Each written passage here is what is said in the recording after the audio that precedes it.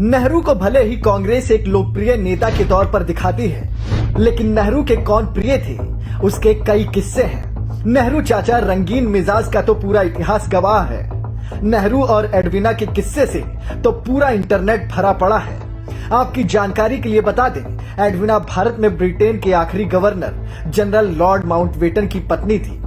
नेहरू चाचा और एडवीना के रिश्तों की गहराई को आप इस बात से समझ सकते हैं कि एडवीना की बेटी पामेला माउंटबेटन अपनी एक किताब में लिखती हैं कि दोनों दो शरीर एक आत्मा की तरह थे। दोनों एक दूसरे के अकेलेपन को दूर करने में मदद करते थे।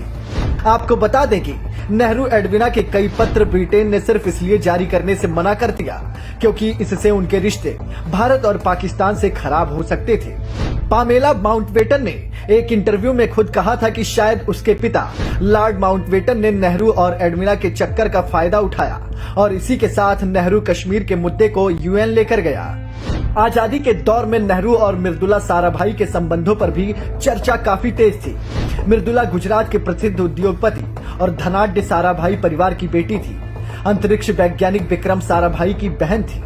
नेहरू का सेक्रेटरी M.O. मथाई, उसकी किताब से पता चलता है कि मृदुला साराभाई और नेहरू के बीच काफी नजदीकी थी। दोनों एक दूसरे को काफी पसंद करते थे।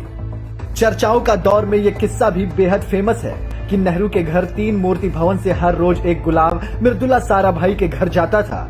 दावा ये भी किया जाता है कि नेहरू ने मृदुला साराभाई को यूज करके सरदार पटेल को साइडलाइन किया था।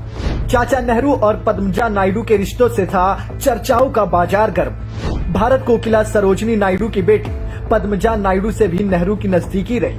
नेहरू चचा और पद्मजा के रिश्तों की गहराई को आप इस बात से समझ सकते हैं कि पद्मजा को लखनऊ से लिखे एक पत्र में नेहरू ने लिखा था, तुमको देखकर अच्छा लगा और कमसिन होती जाओ ताकि जो लोग जो बूढ़े हो रहे हैं उनकी भरपाई कर सको।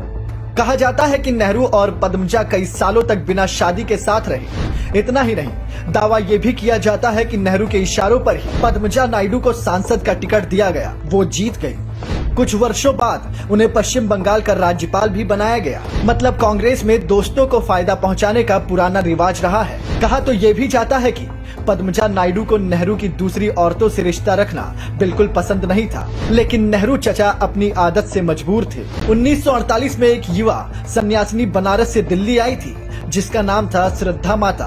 कहा जाता है कि नेहरू की उनसे भी काफी नजदीकियां थी। एक खबर की माने तो उस सन्यासिनी ने यह दावा किया कि अगर वो सन्यासिनी ना होती तो नेहरू उससे शादी कर लेते। ये तो सिर्फ कुछ किस्से हैं। चचा के चरित्र का अंदाजा इस बात से लगा सकते हैं कि प्रधानमंत्री हाउस के चीफ सिक्योरिटी अफसर रुस्तम जी ने अपनी किताब में लिखा है कि नेहरू को महिलाओं का साथ यकीनन भाता था। कांग्रेस ने हमेशा इतिहास के साथ खिलवाड़ किया है। नेहरू की बच्चों से प्रेम वाली जो छवि कांग्रेस ने दिखाई, वो नेहरू के रंगीन छवि को दबाने की एक नाकाम कोशिश थी।